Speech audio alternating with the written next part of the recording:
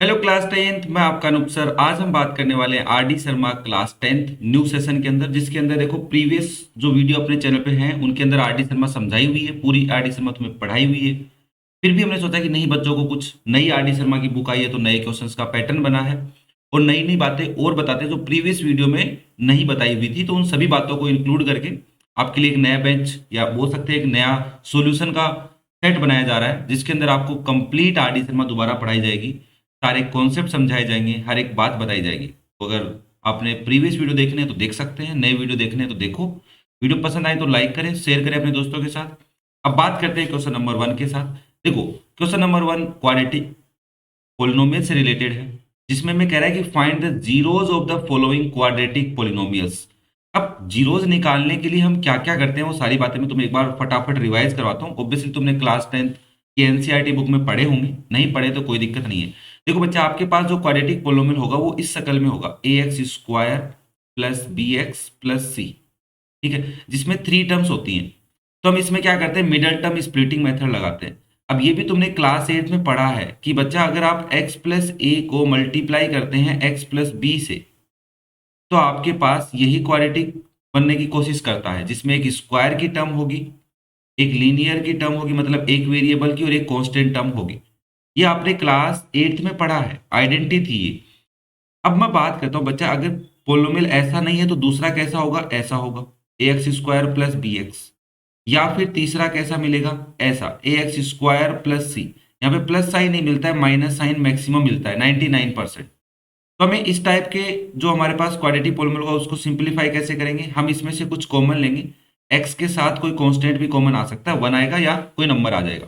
तो हम इसको ऐसे फैक्टराइज करेंगे। अब जरूरी क्यों पड़ी भाई, फैक्टराइज क्यों कर रहे हो, डायरेक्ट निकालो ना जीरो। तो हमने कहा देखो, हमने बचपन में एक चीज पढ़ी है कि 2x प्लस 3 अगर एक फैक्टर होता है, इसके सॉल्यूशन निकालने तो इसको जीरो के इक्वल रखेंगे और x की वैल्यू फाइंड आउट कर लेंगे, जो यहाँ पे -3/2 आ रही है। सिमिलरली हम क्या कर रहे हैं सर, इसको जो कर रहे हैं वो लीनियर फैक्टर बना रहे हैं। दो फैक्टर लीनियर बनाएंगे और दोनों को सेपरेट जीरो के इक्वल रखेंगे और दो x की वैल्यूज हम फाइंड कर लेंगे। मे बी वो सेम हो सकती है, डिफरेंट हो सकती है। तो इसलिए हमें लीनियर फैक्टर करने आसान है। लीनियर फैक्टर करने का प्रोसेस समझना है, उससे वेरिएबल की वैल्यू निकालना आसान होता है, इसलिए हम इसके लीनियर फैक्टर करते हैं। तो ये तो बात हुई बेसिक्स की, why we factorise the quadratic polynomial. क्यों करते हैं, क्या ये बात समझ में आई? क्योंकि अगर फैक्टर करेंगे तो क्यूब स्क्वायर है, स्क्वायर है तो मतलब लीनियर के दो फैक्टर बनेंगे, ऐसे फैक्टर बनेंगे दो, जो क्या होंगे, लीनियर होंगे, और उनके जीरोस फाइंड आउट करना मतलब उनका सॉल्यूशन फाइंड आउट करना आसान है। तो कैसे करेंगे, देखो भाई, यहाँ पे भी मैं तुम्हें दो छोटी छोटी बातें बताऊंगा। पहले एक क्वेश्चन समझा देता हूँ, फिर छोटी छोटी बातें बताता हूँ। आपके पास जो क्वाड्रेटिक पोलिनोमियल है वो गिवन है F X equal to X square minus 2x minus 8। तो सबसे पहली बात, अगर तुम इसको इसके साथ कंपेयर करो a x square plus b x plus c के साथ, तो आपको पता चलेगा कि ए की वैल्यू तो 1 है, एक्स स्क्वायर का कोफिशिएंट, बी की वैल्यू -2 है, यहाँ पे साइन को ध्यान में रखना है बच्चा, और सी की वैल्यू है -8। ओके, नाउ अब हम इसको पहले मिडल टर्म स्प्लिटिंग मेथड से जीरोस फाइंड आउट करते हैं। तो आपके पास एफ एक्स क्या है, एफ एक्स आपका x square minus 2x minus 8। तो आप एक्स स्क्वायर का कोफिशिएंट लेंगे और कांस्टेंट लेंगे, तो आपने कहा 1 को मल्टीप्लाई करना है -8 से, तो मैंने कहा माइनस तो साइड में रख दो, तुम्हारे पास आ गया 8। 8 के दो फैक्टर करने जिनको ऐड या सब्ट्रैक्ट करने से 2 आना चाहिए, तो आपने कहा 4 2 8 होता है, मैंने कहा जरूर होता है बेटा, 4 में से 2 को सब्ट्रैक्ट करेंगे 2 आएगा। यहाँ पे समझने वाली बात ये कि अगर आप ए और सी को मल्टीप्लाई कर रहे हैं और वो नेगेटिव आ रहा है, तो आपके पास जो दो फैक्टर होंगे उसमें से किसको नेगेटिव साइन दोगे। वैसे तो समझ में आ जाता है, तुमने रट रखा है प्रोसेस को कि -2 लाना है तो -4 करेंगे +2 करेंगे, बट लॉजिक क्या कहता है कि आपके पास जो दो फैक्टर हुए हैं, अगर आपका बी क्या है, नेगेटिव है, तो ग्रेटर वाले को नेगेटिव साइन दे दो। किसको साइन दे दो, ग्रेटर वाले को नेगेटिव साइन दे दो। अगर आपका बी क्या है, पॉजिटिव है, तो स्मॉलर वाले को नेगेटिव साइन दे दो।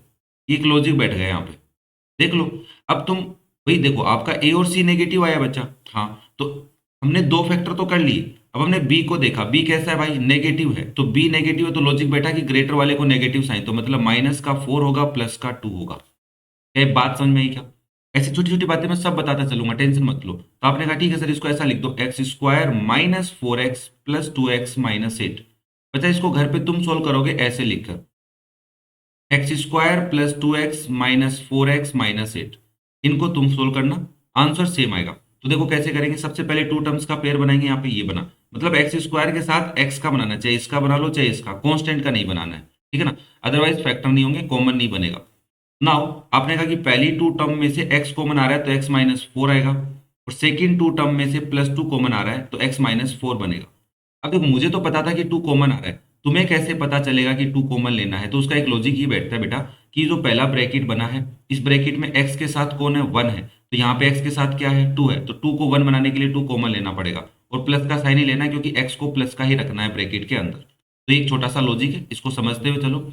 अगर तुम छोटी छोटी बातों को पकड़ते हुए चलोगे तो टेंशन कम रहेगी तुम्हारे को। मैंने कहा ये दो टर्म्स है बेटा, इनमें से कुछ कॉमन आ रहा है, तो आपने कहा ब्रैकेट कॉमन आ रहा है एक्स माइनस फोर, तो क्या बचा, इस वाली टर्म में तो x बचा है और इस वाली टर्म में प्लस टू बचा है। नाउ ये आपने एफ एक्स के फैक्टर कर लिए, लीनियर फैक्टर बना लिए क्वाड्रेटिक के। अगर जीरोस फाइंड आउट करना है तो पोलिनोमियल को जीरो के इक्वल रखना होता है, तो आपने कहा कि x minus four into x plus two क्या है, जीरो है।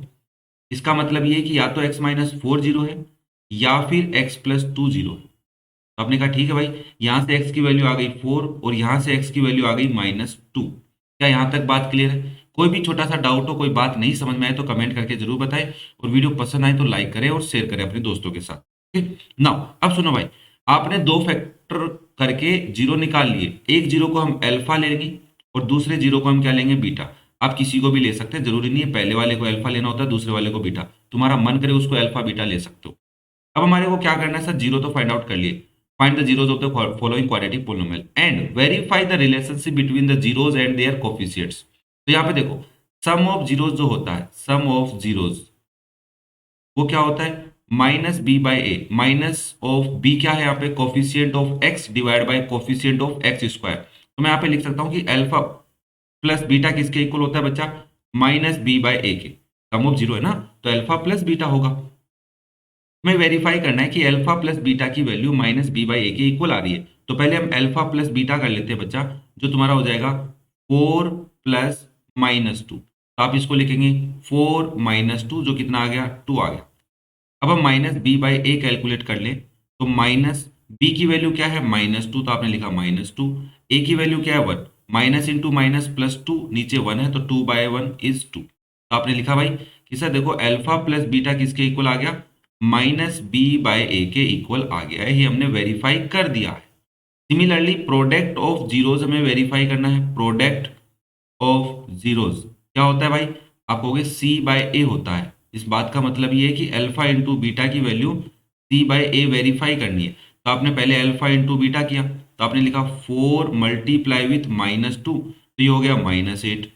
अब आपको सी बाय ए कैलकुलेट करना है, सी कितना है, माइनस एट है, ए कितना है, वन है, तो ये भी कितना आ गया, माइनस एट। तो यहाँ से आपने वेरीफाई कर दिया अल्फा इंटू बीटा किसके इक्वल आ गया है, सी बाय ए के। तो ये आपने क्या कर दिया, वेरीफाई कर दिया। क्या ये बात समझ में आई? सबसे पहले हमें ए बी सी की वैल्यू निकालनी है, फिर हमें उसके फैक्टर करने हैं। फैक्टर करने के लिए मिडल टर्म स्प्लिटिंग मेथड हमने लगाया है, उसमें छोटी छोटी बातें हमने सीखी हैं। फिर फैक्टर करने के बाद जीरोस निकालने के लिए उस पोलिनोमियल को जीरो के इक्वल रखना है। फिर हमारे पास एक्स की दो वैल्यूज आएंगी, मतलब उस जो पोलिनोमियल है जिस वेरिएबल पे डिपेंड है उस वेरिएबल की दो वैल्यूज आएंगी, एक को हम अल्फा लेंगे एक को हम बीटा लेंगे, फिर सम ऑफ जीरोस और प्रोडक्ट ऑफ जीरोस को वेरीफाई करेंगे। बात समझ में आ गई? ठीक है। नेक्स्ट देखो, देखो मैं इतना डीपली इसलिए समझा रहा हूँ बच्चा कि जरूरी नहीं है कि कोई बच्चा एनसीईआरटी अच्छे से समझ के आया होगा, ठीक है ना, इसलिए मैं यहाँ पे भी बातें सारी आराम से समझाऊंगा। अगर तुम्हें लग रहा है कि थोड़ा स्लो है तो आप अपने वीडियो की स्पीड बढ़ा सकते हैं। नेक्स्ट देखो, आपके पास पोलिनोमियल है जीएस, मतलब वेरिएबल एस है, four s square minus four s plus one. तो आप इसको कंपेयर करो a x square plus b x plus c के साथ। अब आप कहोगे एक्स कहाँ से लाए, तो मैंने कहा ठीक है भाई, इसको इसके साथ कंपेयर कर लो, b s square plus b s. तो आपने कहा ए की वैल्यू तो फोर है, बी की वैल्यू माइनस फोर है, और सी की वैल्यू क्या है बच्चा, वन है। तो हमने कहा देखो भाई पहले हम इसके फैक्टर करेंगे, तो जी एस इक्वल है four s square minus four s plus one. तो आपने कहा एस स्क्वायर का कोफिशिएंट और कांस्टेंट को पकड़ के लाए, फोर इंटू वन फोर। हमने कहा कि ए इंटू सी का प्रोडक्ट प्लस आ रहा है, पॉजिटिव आ रहा है, बट बी हमारा नेगेटिव आ रहा है, ये कैसे हो सकता है? मैंने कहा देखो बच्चा, अगर ए इंटू सी प्लस आ रहा है तो इसके दो फैक्टर करोगे, होंगे दो फैक्टर यहाँ पे और यहाँ पे, भाई इस नंबर के दो फैक्टर करोगे ना, जैसे टू टू जा फोर कर लिया, फोर वन जा फोर कर लिया, वन फोर जा फोर कर लिया, ये तीन ही पॉसिबिलिटी है। इन दोनों का अगर तुम प्लस का लोगे तो प्रोडक्ट प्लस का आएगा, बट इस केस में बी कैसा होगा, प्लस का होगा। क्या बात पकड़ में आ रही है? अगर मैंने कहा दोनों को नेगेटिव ले लो तो भी प्रोडक्ट तो प्लस का ही आएगा, मतलब यहां से बोल सकता हूँ कि ए इंटू सी तो प्लस का ही आ रहा है, हाँ, बट बी तुम्हारा क्या आएगा, नेगेटिव आएगा। ये एक लॉजिक है यहाँ पे। तो आपने कहा ठीक है सर हम 2 2 जा 4 ले लेते हैं। क्यों? क्योंकि 2 और 2 को ऐड कर रहे हैं, 4 तो आ रहा है, दोनों को माइनस का साइन भी दे दो, तो -2 और -2 कितना हो गया, -4 भी हो गया। तो हमारा काम आसान हो गया। तो यहाँ पे एक लॉजिक ये था समझने वाला कि जब आपका a इंटू सी प्लस का है, तो आप इस a इंटू सी के दो फैक्टर करेंगे, वो दोनों अगर प्लस के लेते हैं तो b भी प्लस का होगा। बट अगर आप इन दोनों को नेगेटिव ले लेते हो तो प्रोडक्ट तो प्लस का बन रहा है, a इंटू सी तो प्लस का हो रहा है, क्योंकि माइनस इंटू माइनस प्लस होता है, बट b नेगेटिव चाहिए, तो इसलिए हमें दोनों को नेगेटिव लेना पड़ेगा, एक को नेगेटिव नहीं ले सकते। ओके नाउ, तो आप इसको लिखेंगे 4s² -2s +1।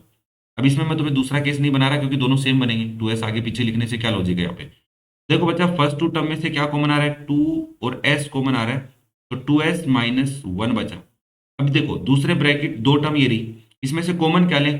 देखो वैसे तो कोई नंबर तो कॉमन नहीं है, बट माइनस साइन कॉमन क्यों लेना पड़ रहा है, क्योंकि 2s प्लस का चाहिए ब्रैकेट के अंदर, तो -1 बाहर लेना पड़ेगा। तो इस -1 की वजह से माइनस साइन बाहर लिया है, तो अंदर वाली टर्म्स के साइन चेंज हो जाएंगे, तो हो जाएगा 2s -1। अब देखो ये एक टर्म है और ये दूसरी टर्म है, इनमें से कुछ कॉमन आ रहा है, ऑब्वियसली 2s -1 कॉमन आ रहा है, बच क्या रहा है सर, 2s -1 ही बच रहा है। मैंने कहा ठीक है भाई, फैक्टर सेम हो गए। तो नाउ जीरो निकालने के लिए जीएस को किसके इक्वल रखोगे, जीरो के इक्वल। इस बात का मतलब ये बचा 2s -1 इंटू 2s -1 को किसके इक्वल रखेंगे, जीरो के इक्वल। तो आप बोलोगे 2s -1 जीरो है या फिर 2s -1 जीरो है, बात एक ही है, कोई दिक्कत नहीं है। तो यहाँ से आपके पास 2s किसके इक्वल आया, 1 के इक्वल, s किसके इक्वल आया, 1/2 के इक्वल।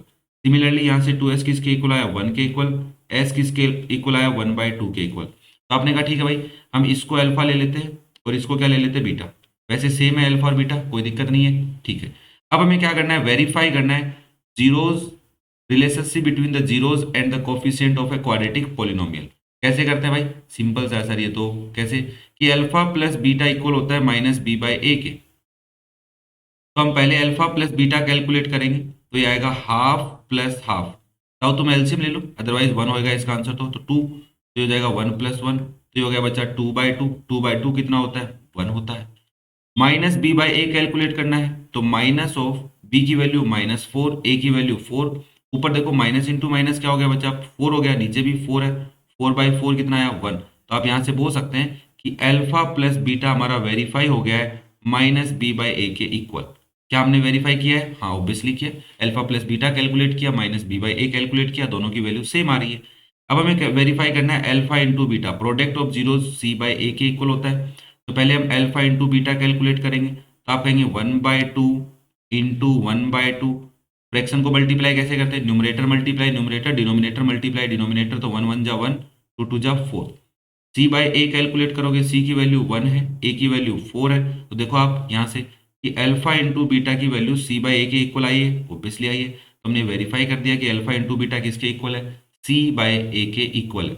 क्या ये बात क्लियर हो रही भाई, कोई दिक्कत नहीं है। कोई भी डाउट हो कमेंट करके पूछ लेना।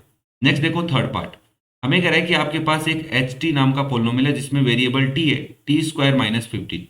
अब यहाँ पे मैंने तुम्हें कहा था कि एक x² की टर्म होगी और एक कांस्टेंट टर्म होगी, बीच में नेगेटिव साइन मिलेगा, ठीक है। अब इसको करने का तरीका देखो, कई बच्चे ऐसे सोचते हैं कि t² -15 को सोल्व करना है, तो जीरो निकालने के लिए डायरेक्ट जीरो लगा देते हैं। मैंने कहा नहीं बेटा, फैक्टराइजेशन करके करोगे।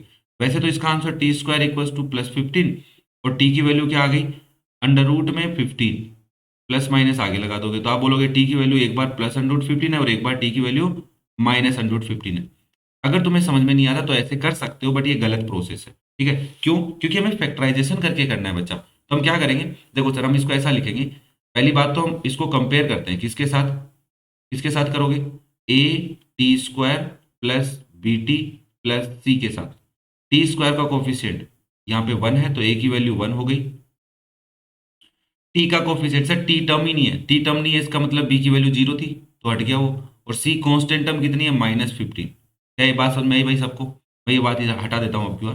नाउ अब हम इसके फैक्टर कैसे करेंगे, समझना बहुत आसान है, डिफिकल्ट है ही नहीं भाई। तो हम देखो, हमने देखा कि एच टी किसके इक्वल है, t² -15।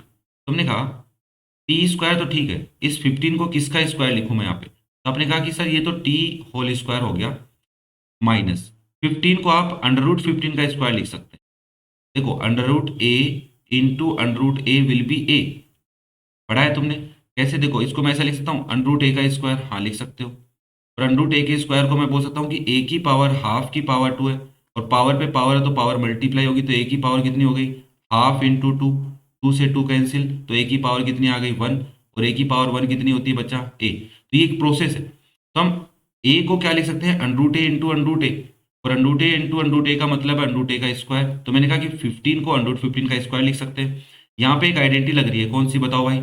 ए स्क्वायर माइनस बी स्क्वायर क्या होता है बच्चा? ए माइनस बी इंटू ए प्लस बी होता है। यस और नो? हाँ। तो मैंने कहा यहाँ पे एच टी क्या हो जाएगा आपका? T minus under root 15 into T plus under root 15। क्या है बात समझ में आई? हाँ सर। मैंने कहा आप जीरो निकालने के लिए एच टी को किसके इक्वल रखोगे? जीरो के इक्वल। इस बात का मतलब ये है कि T minus under root 15 into T plus under root 15 को आप किसके इक्वल रखने वाले हैं? जीरो के इक्वल। और अब यहाँ पे आप बोलेंगे कि T minus under root 15 zero है, या फिर टी प्लस अंडर रूट 15 क्या है बच्चा आपका? जीरो है। तो यहाँ से टी की वैल्यू तो आ गई प्लस अंडर रूट 15, फिर माइनस अंडर रूट 15 उधर गया प्लस हो गया, और यहाँ से टी की वैल्यू आ गई minus under root 15। Sir value तो वैसे भी सेम आ रही थी, थोड़ी देर पहले आपने यहाँ समझाया था। मैंने कहा हाँ, बट फैक्टराइजेशन से नहीं आया था वो। क्या बात समझ में आई? फैक्टराइजेशन करके समझाना है अपने को, तो ओके सर बात समझ में आ गई ना। ये आपका पहला जीरो है तो इसको आप अल्फा बोल सकते हो, इसको आप बीटा बोल सकते हो। अब हमें क्या करना है? वेरीफाई करना है। तो आप बोलेंगे कि अल्फा प्लस बीटा क्या होता है? माइनस बी बाय ए होता है। तो पहले हम अल्फा प्लस बीटा कैलकुलेट करते हैं।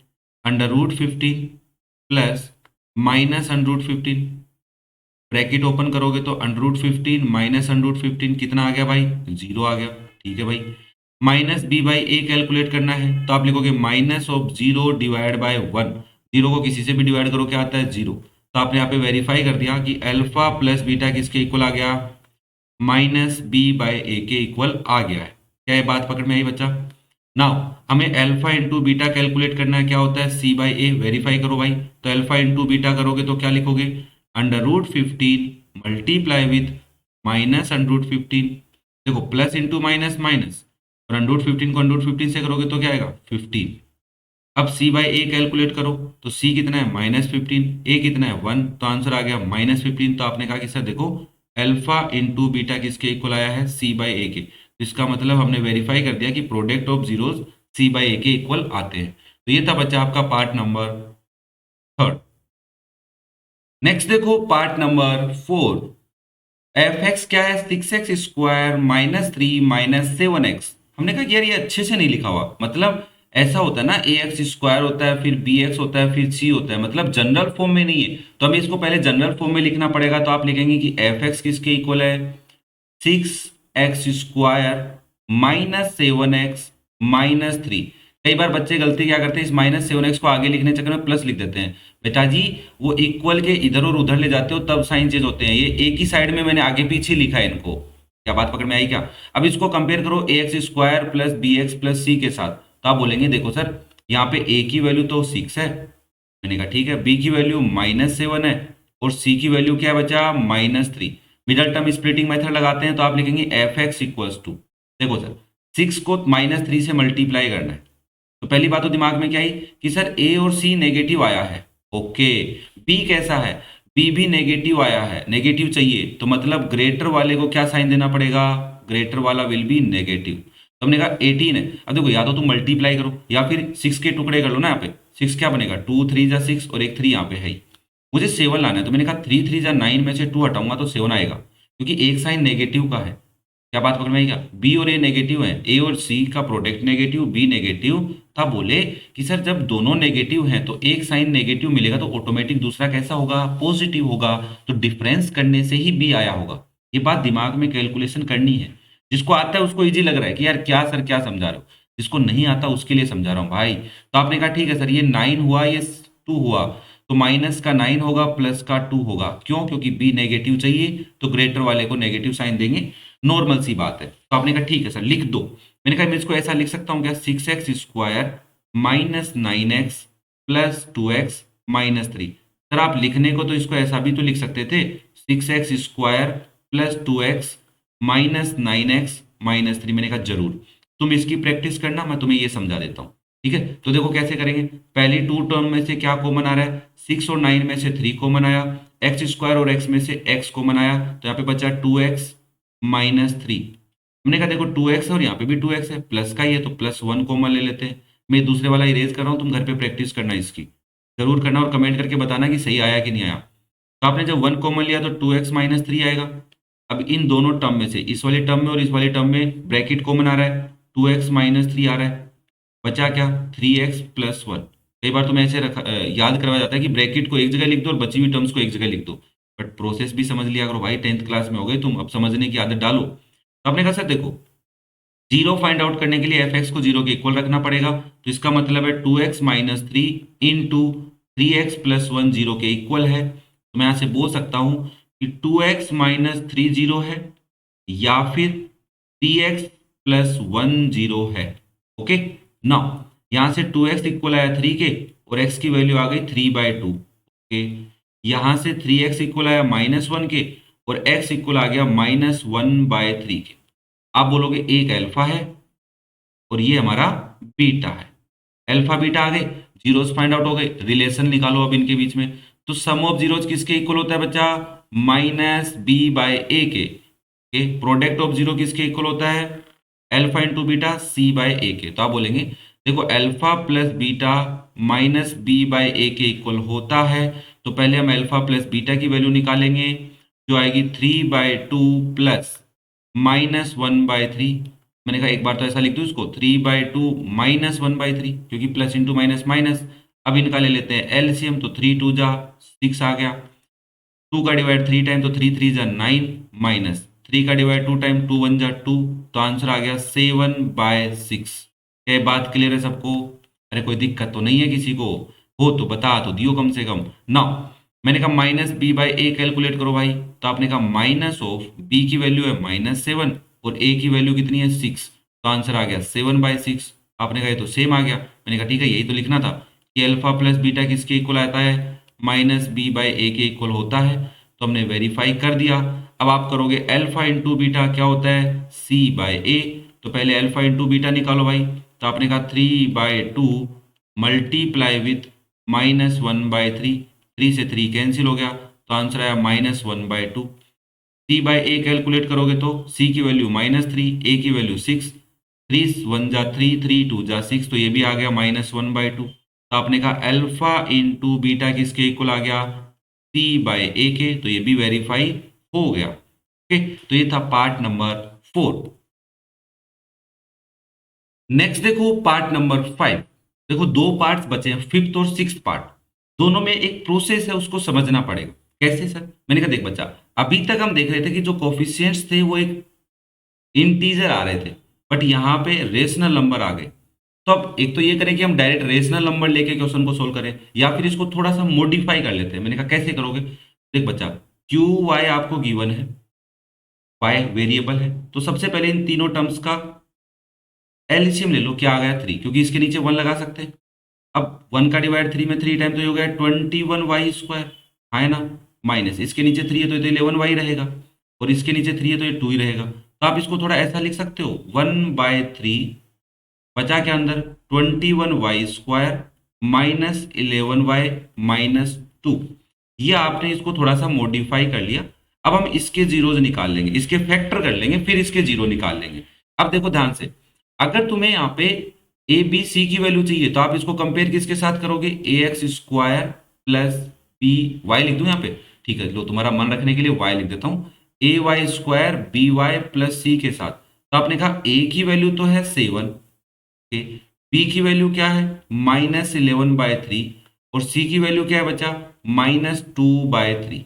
ये बात थोड़ी सी नोट करना कि हमने एबीसी कहां से फाइंड आउट किए, जो गिवन पॉलिनोमियल था उससे फाइंड आउट किए, मॉडिफाई वाले से नहीं किए। क्या ये बात क्लियर हुई सबको? ठीक है, तो अब हम इसके फैक्टर करेंगे, तो 21 को -2 से मल्टीप्लाई करना है। तो मैंने कहा देख बेटा माइनस है, मैं माइनस को तो भूल रहा हूँ, तो 21 के मैंने फैक्टर किए, 3 7 जा 21, इंटू में 2 है, माइनस को भूल गया मैं एक बार। मैंने कहा इसमें मुझे ऐसे दो नंबर बनाने हैं जिनका डिफरेंस क्या आ रहा हो, 11 आ रहा हो। तो आपने कहा 7 2 जा 14 ले लो और 3 अलग रख दो, माइनस का 14 ले लो और 3 प्लस का ले लो। मैंने कहा क्यों? क्योंकि a इंटू सी नेगेटिव है, बी भी हमारा नेगेटिव है, और जब हमें पता है कि बी नेगेटिव चाहिए तो ए इंटू सी के जो दो टुकड़े करेंगे ना, उसमें से बड़े वाले ग्रेटर वाले को नेगेटिव साइन देते हैं। ओके, तो आपने इसको लिखा 1/3 21y² minus 14y plus 3y-2। क्या यहां तक बात क्लियर है? कुछ नहीं करा ज्यादा काम। अब देखो 1/3 बाहर है, इन फर्स्ट टू टर्म में से क्या कॉमन आ रहा है? 7y कॉमन आ रहा है। 21 और 14 में 7 कॉमन आ रहा था, y² और y में y कॉमन आ रहा है, तो आपने लिखा 3y-2। इन दोनों में क्या कॉमन आ रहा है? सर 3y सेम दिख गया, तो मैंने कहा +1 ले लो कॉमन। नेगेटिव साइन होता तो -1 ले लेते, तो ये हो जाएगा 3y-2। क्या यहाँ तक बात क्लियर है भाई? ना 1/3, देखो अंदर वाले में से ये ब्रैकेट कॉमन आ रहे हैं दोनों टर्म में से, बाहर निकाल लो। 3y-2 तुमने बाहर निकाल लिया, क्या बचा? 7y+1 बचा, हाँ या ना भाई? हाँ सर, तो हमने कहा कि QY के फैक्टर हो गए भाई, 1/3, 3y-2 और 7y+1।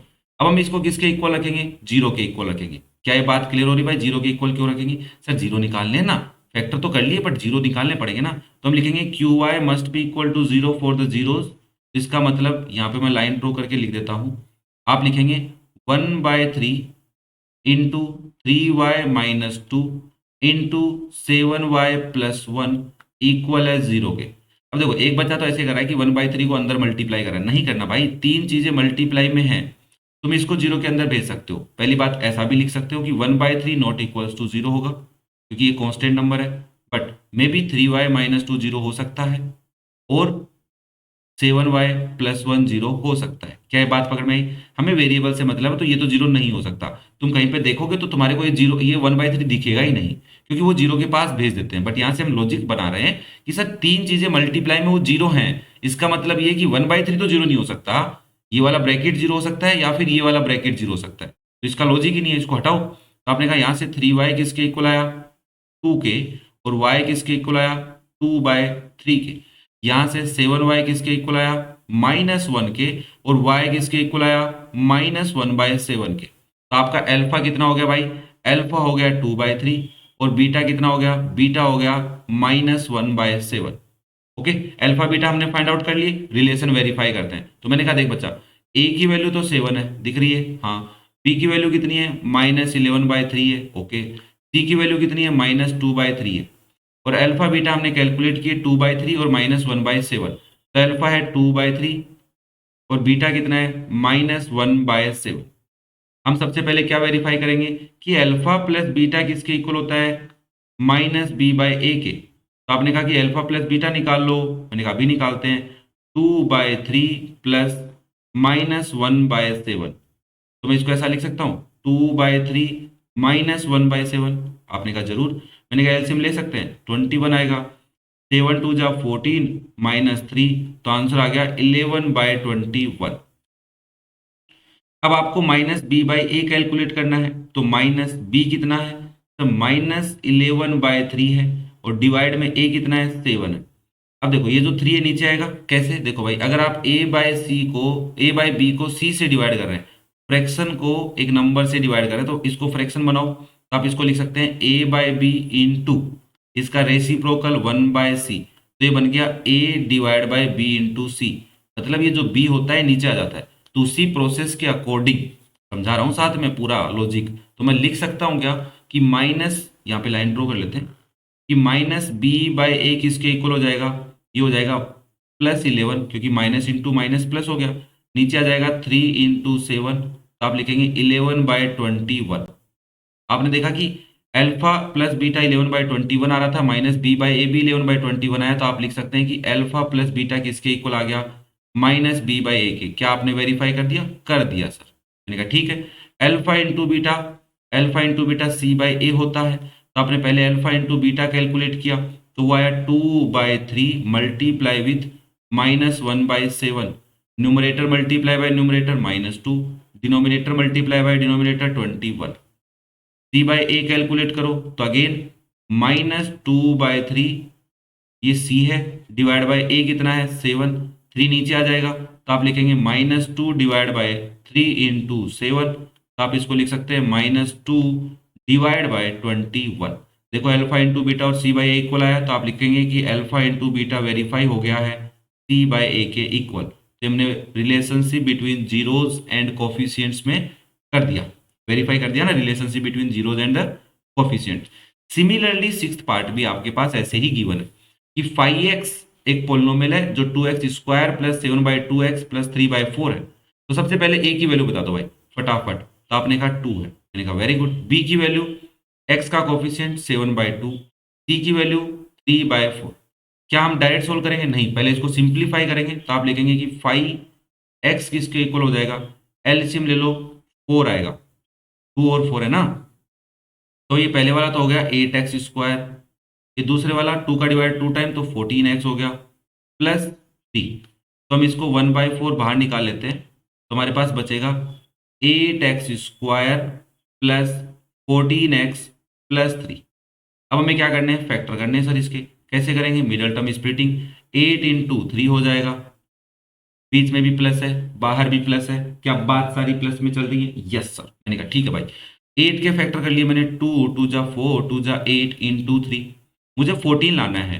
a into C plus है, b भी प्लस है, तो दोनों प्लस के रहे होंगे। तो मैंने कहा 2 2 जा 4 और 3 2 जा 6 कितने होते हैं, 10। नहीं चला काम। मैंने कहा ठीक है भाई, 8 प्लस 3 11 होते हैं, ये भी नहीं चलेगा। तो मैंने कहा पीछे से आओ, 3 2 जा 6, 6 2 जा 12, 2 और 12 14 होते हैं। अरे कहा हाँ सर, तो जब आगे से काम नहीं बन रहा हो तो पीछे से आएंगे मल्टीप्लाई में करते। तो आप इसने लिखा है इसको कि 1/4 8x square plus 12x plus 2x plus 3। Modify करके तुम घर पे सोल्व करोगे इसको ऐसा लिख के, 8x square plus 2x plus 12x plus 3। तुम सोल्व करोगे बैठ के आराम से, ठीक है ना। इसके फैक्टर करना कॉमन लेके ना, 1/4 है बाहर, इन दोनों टर्म में से क्या कॉमन आ रहा है, 4 का डिवाइड जा रहा है 8 और 12 में, x कॉमन आ रहा है साथ में, तो लिखेंगे 2x प्लस 3। ये तो सर 2x ही है, तो +1 ही कॉमन आएगा दोनों में, तो 2x प्लस 3। क्या ये बात पकड़ में आ गई? अब 1/4 है, इन दोनों टर्म में से ब्रैकेट कॉमन ले लेंगे, क्या आएगा 2x प्लस 3 कॉमन आ गया, क्या बचा, बचा 4x प्लस 1 बच गया। ये आपका हो गया 5x और जिसके आपने कर दिए फैक्टर। अब हमें क्या फाइंड आउट करने हैं, जीरोज। जीरोज करने के लिए क्या करोगे, पोलिनोमियल को जीरो के इक्वल रख देंगे। सर इसमें भी क्या करने वाली बात है, मैंने कहा लिखो तो आपने कहा कि for the zeros of a polynomial we must put the value of the factor of the polynomial equal to 0। That's why 1/4 into 2x plus 3 into 4x plus 1 equal है 0 के। हम यहाँ से बोलेंगे कि 1/4 तो 0 नहीं हो सकता सर, ठीक है। तो क्या 2x प्लस 3 0 हो सकता है? ऑब्वियसली हो सकता है। और क्या 4x प्लस 0 हो सकता है? हो सकता है भाई, क्या पता हमारे को। हमने कहा देखो यहाँ से 2x किसके इक्वल आया, -3 के, x की वैल्यू क्या आ गई, -3/2। क्या ये बात पकड़ में आई? सिमिलरली 4x किसके इक्वल हो गया, -1 के, और x की वैल्यू क्या आ गई, -1/4। तो आप बोले सर देखो अल्फा की वैल्यू आ गई -3/2 और बीटा हम कंसीडर कर रहे हैं -1/4। यहां तक कोई दिक्कत किसी को ना? वेरीफाई करते हैं। तो हम सबसे पहले बोलेंगे देखो भाई, ए बी सी की वैल्यू दोबारा लिख देता हूँ। ए की वैल्यू है 2, बी की वैल्यू क्या है 7/2 और सी की वैल्यू क्या है बचा 3/4। एल्फा कितना आया है सर, अभी निकाला ना, -3/2, तो एल्फा आया है -3/2। बीटा कितना आया है -1/4, तो आपने लिखा -1/4। सबसे पहले सम ऑफ जीरोस, तो अल्फा प्लस बीटा किसके इक्वल होता है, -b/a के। तो आपने कहा कि अल्फा प्लस बीटा कैलकुलेट करते हैं, तो -3/2 प्लस -1/4। क्या मैं इसको ऐसा लिख सकता हूँ बच्चा, -3/2 -1/4। एलसीएम ले लूँ, क्या क्या आएगा 4, तो माइनस का 6 माइनस का 1, तो आंसर आ गया -7/4। माइनस b/a कैलकुलेट करेंगे तो क्या लिखेंगे, माइनस ओ b, b कितना है 7/2, a कितना है 2, तो ये 7/2 का जो नीचे वाला 2 है ये नीचे आ जाएगा, तो आप इसको लिखेंगे -7 ऊपर, नीचे हो गया 2 इंटू 2, तो आंसर आ गया -7/4। देखो आपका अल्फा प्लस बीटा और अल्फा प्लस बीटा -b/a के इक्वल आ रहा है, तो आपने लिखा सो अल्फा प्लस बीटा किसके इक्वल है, -b/a के। वेरीफाई हो गया क्या बच्चा? आपने कहा जरूर हो गया सर।